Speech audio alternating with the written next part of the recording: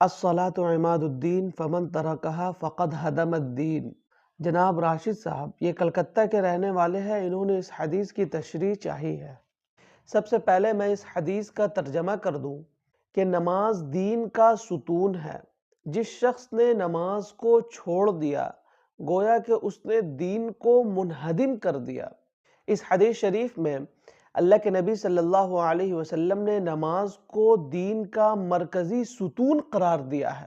اسے آپ یوں مثال سے سمجھیے، جس طریقے سے کوئی عمارت بغیر ستون کا قائم نہیں رہ سکتا، بغیر ستون کا کھڑا نہیں رہ سکتا، ٹھیک اسی طرح دین کی عمارت اقامت صلاۃ کے بغیر قائم نہیں رہ سکتی ہے۔ دین کی عمارت کو قائم کرنے کے لیے ضروری ہے کہ بندہ نماز کو قائم کرے۔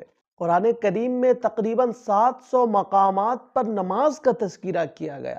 اس سے ہمیں نماز کی